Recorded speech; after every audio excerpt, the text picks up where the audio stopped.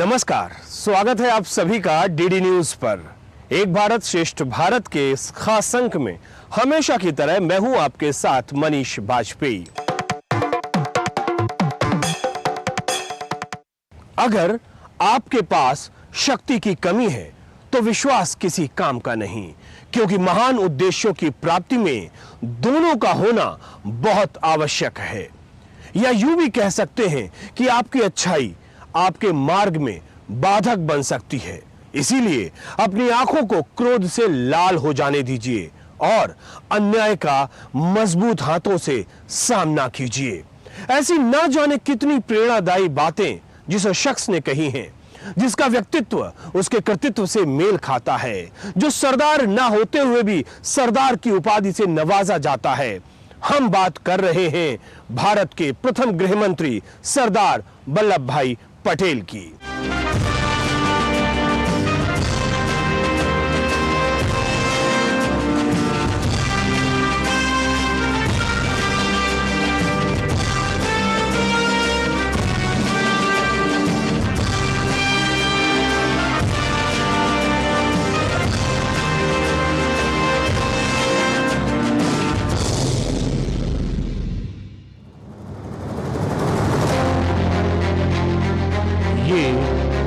सरदार पटेल के सपनों का भारत है।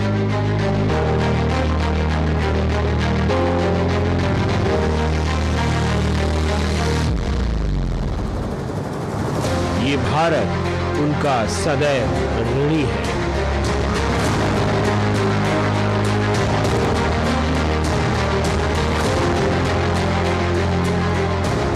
भारत का नेतृत्व उनके प्रेरणा के मार्गदर्शन में निरंतर आगे बढ़ रहा है।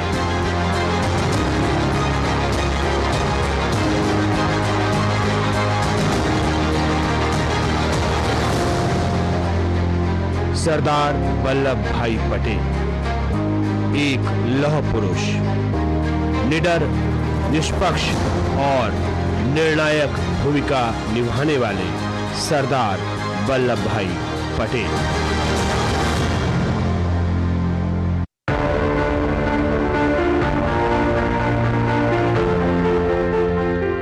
स्वतंत्र भारत की एकता के अनूठे वास्तुकार सरदार वल्लभ भाई पटेल का जन्म 31 अक्टूबर 1875 को गुजरात के नाडियाड में एक किसान परिवार में हुआ था। पिता झावेर भाई और मां लाडवा के 5 बेटे और एक बेटी में सरदार चौथे स्थान पर थे। सरदार का बचपन संस्कारों से सिंचित था। एक बच्चे के रूप में वल्लभ भाई ने अपने पिता की खेती में मदद की। उनकी स्कूली शिक्षा नाडियाड, पेटलद और गुरसत में हुई। ये नाडियाड का वही स्कूल है जहां वल्लभ भाई ने प्राथमिक शिक्षा प्राप्त की थी। सरदार का जीवन न जाने कितने अनछुए पहलुओं से भरा हुआ था। उनके जीवन में शिक्षा का मुख्य स्रोत उनका अपना स्वाध्याय और अध्ययन था।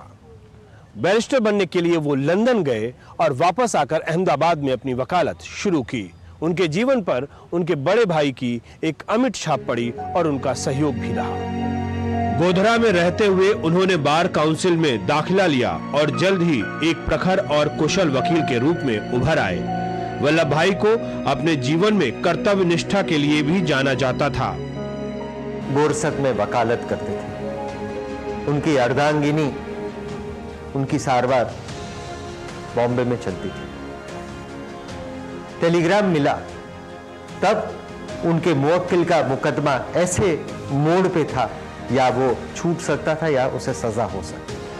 सरदार ने टेलीग्राम में पढ़ा कि उनकी अर्धांगिनी का निधन हुआ है। एक सेकंड वो स्थिर हो गए, स्थित प्रज्ञ हुए, पर उन्होंने अपने आप को फौरन संभाला, क्योंकि उनके लिए अपना मुवक्किल का मुकदमा भी इतना ही इंपॉर्टेंट था।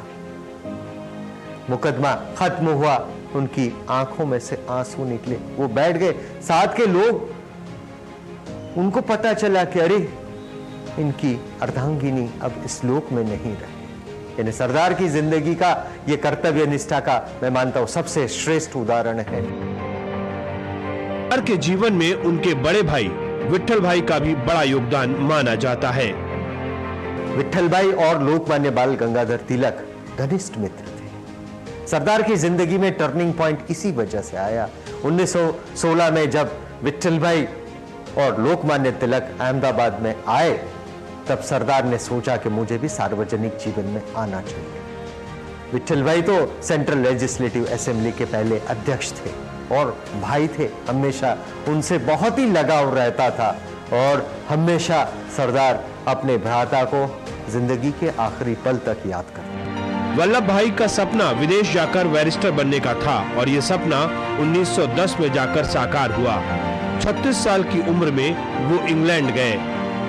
सरदार के विचार, व्यवहार और वाणी से इतिहास उनका स्वयं ऋणी है।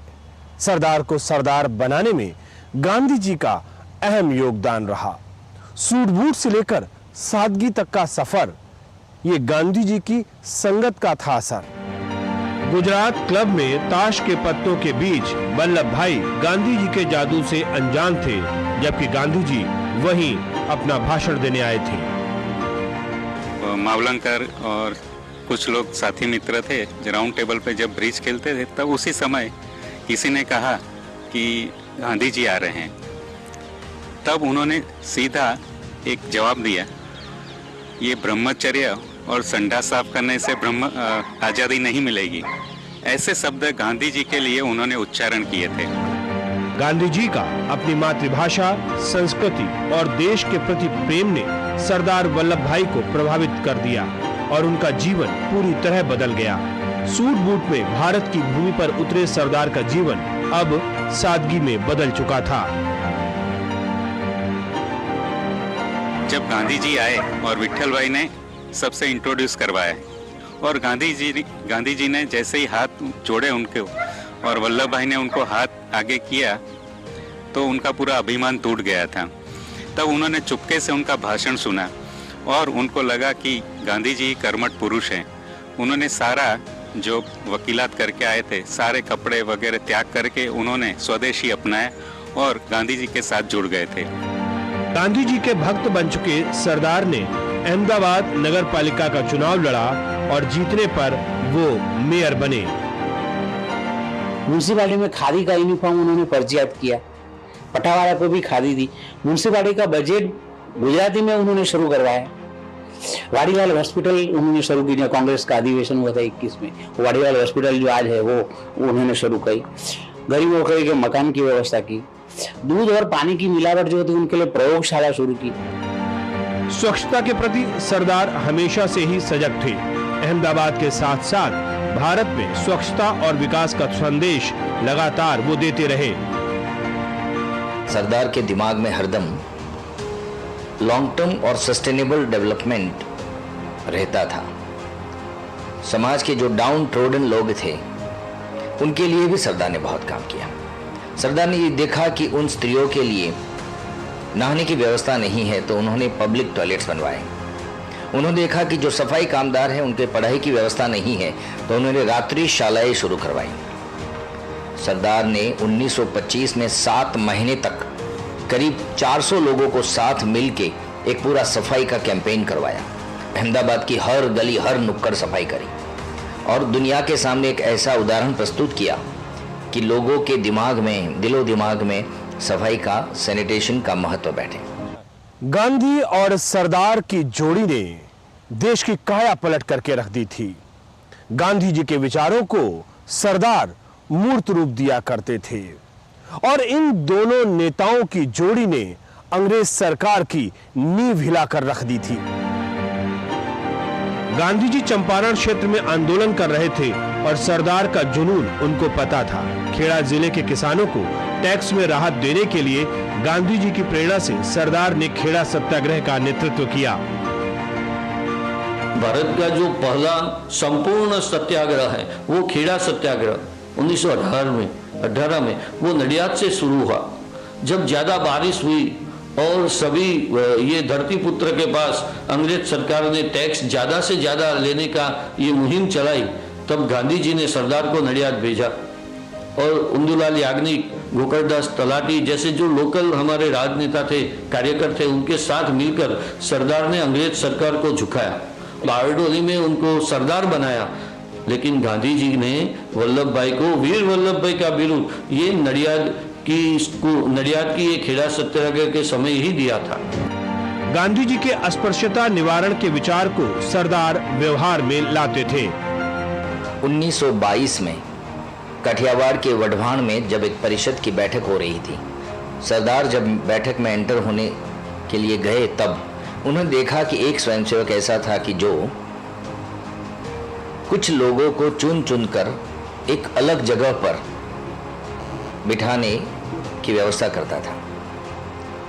सरदार आए, सरदार तुरंत समझ गए कि महात्मा गांधी ने अनटचेबिलिटी की तो बात की है, लेकिन आम लोगों के दिमाग से बात नहीं गई। वो खुद उन लोगों के बीच में जाके बैठ गए और उनका जो एड्रेस था, उनका जो संबोधन था, वो वहीं से किया। ऐसी थी सरदार की काम करने की पद्धति। किसानों के लिए समस्या आती तो वल्लभ भाई सबसे आगे रहते। ऐसा ही एक सत्याग्रह यानी बारडोली सत्याग्रह है। असहयोग आंदोलन विड्रॉ हुआ, उसके साथ बारडोली एजिटेशन का पहला फेज भी विड्रॉ हो गया था।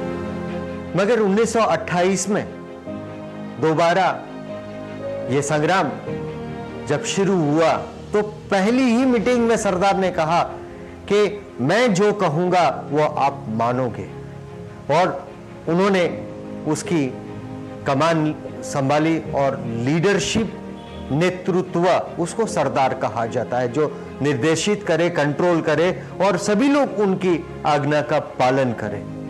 और बारडोली में किसानों को जो उन्होंने एक नया नेतृत्व दिया और किसानों के सरदार वो देश के सरदार बने।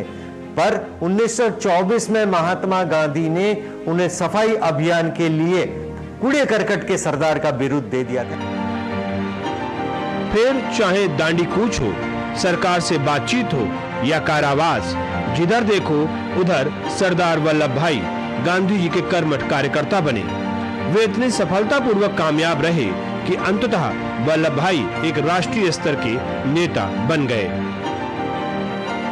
मुश्किलों का सामना कर देश तो आजाद हो गया, लेकिन जो भारत का स्वरूप मिला वो खंडित मिला। कई रियासतों में विभक्त था भारत, लेकिन इस चुनौती को स्वीकार किया सरदार वल्लभ भाई पटेल ने, और अपने तमाम प्रयासों के चलते, अपनी सूझबूझ के चलते, अपनी कूटनीति के चलते सरदार वल्लभ भाई पटेल ने दिया हमको, हम सबको एक भारत, अखंड भारत।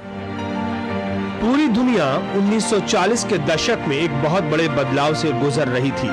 भारत भी इससे अछूता नहीं था। 1942 का भारत छोड़ो आंदोलन, सुभाष बाबू की आजाद हिंद फौज का लहराता परचम और रॉयल इंडियन नेवी की बगावत, इसके साथ ही ऐसी कई घटनाएं घटी जो हिंदुस्तान को आजादी की सुबह तक ले जा रही थी। लेकिन देश कई टुकड़ों में बटा था। देश को एक सूत्र में पिरोना सरदार के लिए काफी चुनौतीपूर्ण था। कई रजवाड़े थे जो शुरुआत में स्वतंत्रता चाहते थे, पर सरदार ने उन्हें समझाया और भारत में विलय के लिए मनाया। देश के पास कोई साधन नहीं थे, नहीं पुलिस थी, नहीं प्लेन थे, कोई भी सुरक्षा के साधन नहीं थे, सुरक्षा बल नहीं थे। और उनको ने ये 565 जो हमारे देसी राजे थे उनको एकत्रीकरण का बहुत बड़ा काम 50 दिन में उन्होंने काम किया। लेकिन वल्लभ भाई ने नहीं हिंसा की, अहिंसा से काम किया। जहाँ राजाओं को समझाना था वहाँ समझाया, जहाँ खत लिखना था खत लिखा, जहाँ खाना खाने के लिए बुलाया था वहाँ खाना खाने के लिए बुलाया, और जहाँ सख्ताई करने की जरूरत थी वहाँ सख्ताई भी की। कश्मीर का भारत में विलय का प्रश्न सबसे पेचीदा था। कश्मीर के राजा हरि सिंह के निवेदन पर सरदार ने रातों रात भारतीय सेना को कश्मीर भेजा और कश्मीर को बचा लिया। पाकिस्तान की ट्राइब्समैन, आदिवासी प्रजा कहते हैं, वो उसको जिले में भेज दिया। उन्होंने कश्मीर पर आक्रमण किया, जबरदस्त आक्रमण किया। श्रीनगर के पतन में 2-3 दिन बाकी हैं ऐसा लश्करी रिपोर्ट है। 2 दिन पहले सरदार पटेल श्रीनगर एयरपोर्ट पर गए बलवंत सिंह के साथ। बलवंत सिंह रक्षा मंत्री थे, उनके साथ गए और वहाँ जो अधिकारी था उसके साथ सरदार ने बात करना शुरू किया। वो बोलता गया अधिकारी, सरदार ने कहा कि ये श्रीनगर आ जाए, उसके पहले श्रीनगर हमको मजबूत करना चाहिए। तो अधिकारी को पूछा सरदार ने, सरदार आंख मीच के बैठे थे, आंख बंद करके बैठे थे। तो अधिकारी समझा सरदार सो गए हैं उम्र की वजह से। तो सरदार तो सब सुन रहे थे। जैसी यादी तैयार की, कब चाहिए, तो कल मिल जाए तो अच्छे है, हमारे पास थोड़े घंटे ही बचे हैं, वो लोग आ जाएंगे, उसके बाद कुछ नहीं कर पाएंगे।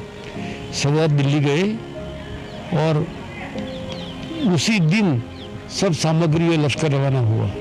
विमान में गए और विमान में भेजा सामान, इसलिए श्रीनगर बच गया है। श्रीनगर एयरपोर्ट पर हिंदुस्तानी फौज का कब्जा कायम रहा। बहुत सारी रियासतें भारत के साथ जुड़ तो गई, लेकिन हैदराबाद अभी भी बाकी था। सरदार ने शाम दाम दंड की नीति अपनाते हुए हैदराबाद के निजाम को भी बेगमपुर एयरपोर्ट पे बुलाया और कासिम रिजवी ने उनको काफी डराने धमकाने की बात भी कही थी, पर सरदार ने एक ही शब्द में सारी बात को कंक्लूड करते हुए कहा था कि तुम इतना सब कुछ करोगे तो क्या मैं देखता रहूंगा। और सरदार ने सेना का भी उपयोग करके और दोनों राज्यों को हासिल किया। आज का ये भारत का मानचित्र भारत के प्रथम गृह मंत्री सरदार वल्लभ भाई पटेल की ही देन है, जिसकी वजह से आज भारत एक भारत श्रेष्ठ भारत बन रहा है। मौजूदा गुजरात का कुछ हिस्सा तो ब्रिटिश राज्य बॉम्बे प्रोविंस में आता था। इनमें से ज्यादातर रियासतें भारत में विलीन होने के लिए मान गई थी, लेकिन जूनागढ़ ने जुड़ने से इनकार कर दिया था। सौराष्ट्र में 100 से भी अधिक छोटे छोटे राज्य थे। उन्होंने पहले एकत्र किया, उनका काठियावाड़ राज्य बनाया, सौराष्ट्र राज्य बनाया। बाद में सौराष्ट्र राज्य का मुंबई राज्य में विलीनीकरण हो गया। इसी तरह भावनगर वाले थे, जामनगर वाले थे, राजकोट का राजा था, उसके खिलाफ उन्होंने सत्याग्रह भी किया प्रजा की लड़त के लिए, तो उन्होंने ये किया। और गुजरात के जो गायकवाड़ थे, सभी गुजरात में भावनगर के राजा थे, प्रजावत्सल राजवी थे, वो कोई प्रजा को पीटते नहीं थे, लेकिन वो स्वतंत्र भी कई लोग रहना चाहते थे। तो उन्होंने पहले देश के साथ जुड़े, उस काठियावाड़ राज्य बनाया। उन्होंने स्वयं काठियावाड़ राज्य का उद्घाटन भी उन्होंने किया। उस समय जूनागढ़ के नवाब महामद खान तीसरे और दीवान शाहनवाज भुट्टो के मनमाने फैसले कुछ और थे। जूनागढ़ की आवाम की राय के बिना उन्होंने पाकिस्तान से हाथ मिला लिया। बदले में आरजी हुकूमत के नेतृत्व में जूनागढ़ की आर्थिक मदद रोक दी गई। लश्करी योजना के मुताबिक आरजी हुकूमत वालों ने अखबारों में जाहिरात की कि जिसको जूनागढ़ को स्वतंत्र कराने वाला लश्कर तैयार होने वाला है, उसमें भर्ती होना है, वो आ जाए। इसलिए 5-6 हजार सौराष्ट्र के लड़के आ गए और भर्ती हो गए। ऐतिहासिक बाउद्दीन कॉलेज में सभा हुई। सरदार वल्लभ भाई पटेल ने लोगों की राय पूछी कि आप क्या करना चाहते हो, जूनागढ़ में जुड़ना चाहते हो या पाकिस्तान में। सभी लोगों ने हाथ खड़ा करके बताया कि हम जूनागढ़ में जुड़ना चाहते हैं। 24 फरवरी 1948 में जूनागढ़ राज्य में सबसे पहले इलेक्शन किया और भारत और पाकिस्तान को 91 मत सिर्फ मिले थे और उसके बाद जूनागढ़ भारत संघ का अविभाज्य अंग बन गया था। राष्ट्रीय एकता के मंदिर सोमनाथ मंदिर का सरदार पटेल ने न केवल जीर्णोद्धार किया, बल्कि देश के जनमानस में एक नई आशा, उम्मीद और ऊर्जा का संचार किया।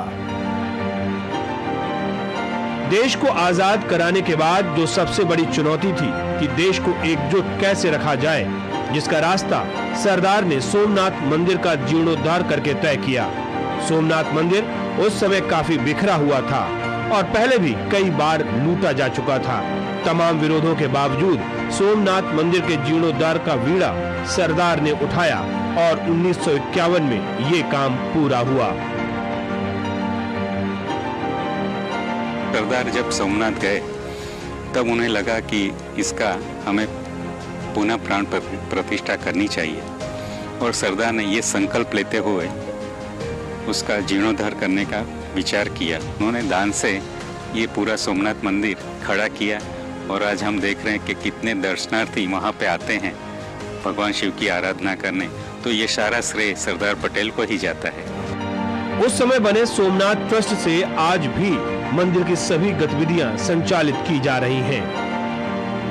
ये भारत एक बिन सांप्रदायिक कंट्री है और स्टेट उनके मंदिर में पैसा नहीं खर्च सकता है। बोले बहुत अच्छी विजन थी, तो उन्होंने कहा आज भी सोमनाथ ट्रस्ट है, सरकार नहीं है, ट्रस्ट उनका वहीवट कर रहा है। तो सोमनाथ का उन्होंने ट्रस्ट बनाया, उन्हें गांधी जी की परमिशन मांगी। गांधी जी ने पहला कहा कि वल्लभ भाई सोमनाथ को मंदिर सरकार के पैसे से नहीं होगा, तो कि बापू मैं जानता हूं, मैं तय करके आया हूं, उनका ट्रस्ट भी हो जाए और ट्रस्ट करेगा।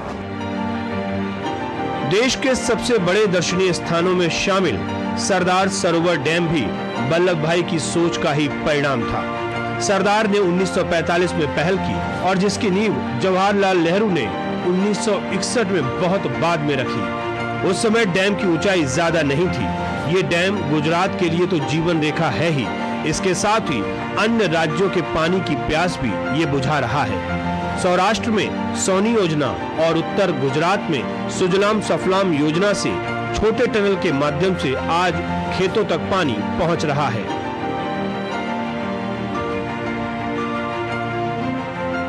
सरदार का आयोजन 5, 10, 20 वर्ष का नहीं होता तो वो 50 वर्ष का लंबा आयोजन करते थे।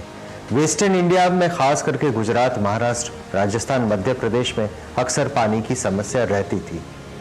तो उन्होंने एक विचार अपने मन में बनाया कि नर्मदा नदी, जिसपे तो आदि शंकराचार्य ने महाअष्टक लिखा है, उसका इतना पानी दरिया में बह जाता है, तो क्यों ना उस पे एक बांध किया जाए। जो ब्रिटिश टाइम के पर भी उसका सर्वे हुआ था मगर इंप्लीमेंट नहीं हो पाया था। तो वास्तविकता में आज इसका अमल होने से कितने सारे राज्यों की, कितनी सारी प्रजा को इसका लाभ मिलता है। सरदार को भारत रत्न मिलने पर नर्मदा डैम को सरदार सरोवर डैम का नाम दिया गया। प्रधानमंत्री नरेंद्र मोदी जब गुजरात के मुख्यमंत्री थे तब से लगातार वो इस डैम की ऊंचाई को बढ़ाने को लेकर प्रयास करते रहे। 13 सालों तक लगातार प्रयास करते हुए जब वो प्रधानमंत्री बने तो पहला निर्णय उन्होंने सरदार सरोवर डैम की ऊंचाई को 139 मीटर तक बढ़ाने का किया। ऐसा कर उन्होंने सरदार के सपनों को साकार किया। ये डैम बनाने में कई चीफ मिनिस्टर गुजर गए, फिर नरेंद्र भाई है, वो जो गुजर गए वो चीफ मिनिस्टर्स भी उसका कंट्रीब्यूशन जीवराज मेहता के शुरुआत करनी पड़ेगी। जीवराज मेहता के प्रारंभ होगा। मधुसूदन सोलंकी ने भी काम किया, चिमन भाई पटेल ने सबसे ज्यादा काम किया, तो इसमें कांग्रेस का भी योगदान है। बाद में नरेंद्र मोदी, उन्होंने ही मुझे कहा था कि मैं जाके कहता हूँ कि ये दरवाजा बन जाए तो अच्छा रहेगा। मनमोहन सिंह जी कहते हैं कि वो तो आपने लास्ट टाइम किया था, अभी तक हुआ नहीं। ठीक है, सब कुछ हुआ नहीं, कुछ तो कीजिए। बाद में जब नरेंद्र मोदी प्राइम मिनिस्टर बने, पहले ही दिन उस दरवाजे का ऑर्डर मिल गया है। अगर आज गुजरात में 2 साल तक बारिश ना भी हो तब भी सरदार सरोवर डैम में गुजरात के लोगों की प्यास बुझाने की क्षमता है। इसके साथ ही इस डैम के निर्माण के बाद इस इलाके से अब लोगों का पलायन भी रुक गया है। लौह पुरुष सरदार वल्लभ भाई पटेल को दुनिया जान सके, उनके व्यक्तित्व और कृतित्व को दुनिया पहचान सके, इसी उद्देश्य के साथ दुनिया की सबसे बड़ी विशाल प्रतिमा का निर्माण किया गया, स्टैच्यू ऑफ यूनिटी। सरदार के गुजरात के प्रति योगदान की कोई सीमा नहीं थी, लेकिन गुजरात ने भी अपने पुत्र के सम्मान में सबसे बड़ी प्रतिमा बनवाई, जिसे स्टैच्यू ऑफ यूनिटी कहा जाता है। सरदार की यह प्रतिमा अपने आप में इंजीनियरिंग का एक अजूबा है। इसके साथ ही गुजरात के 2 सपूत गांधी से सरदार को जोड़ने के लिए गांधी आश्रम से स्टैच्यू ऑफ यूनिटी तक भारत में पहली बार सी प्लेन की यात्रा भी शुरू की गई। अहमदाबाद से केवड़िया तक की दूरी का 4 घंटे का सफर सी प्लेन महज 45 मिनट में तय करता है। देश को एक करने में सरदार पटेल की अहम भूमिका रही। ये प्रतिमा सरदार के उस योगदान को दिखाती है जिसमें हमें दिखता है एक भारत श्रेष्ठ भारत। अगर आप इस प्रतिमा पर नजर डालोगे तो सरदार के सपनों को भी देख पाओगे, क्योंकि इनकी निगाहें जहां जा रही हैं वहां सामने नर्मदा डैम है, जिसकी नींव की पहल उन्होंने 1945 में की थी। देश की सर्वोच्च पंचायत यानी भारतीय संसद, देश का नेतृत्व और देश की जनता यानी आप और हम सरदार वल्लभ भाई पटेल के जन्मदिन पर न केवल उनको श्रद्धा सुमन अर्पित करते हैं, बल्कि उनके बताए हुए मार्ग पर चलने के लिए एक बार फिर से प्रतिबद्ध होते हैं। एक भारत श्रेष्ठ भारत के इस कार्यक्रम में फिलहाल इतना ही, लेकिन इस बात के साथ दीजिए मुझे इजाजत कि फिर होगी आपसे मुलाकात।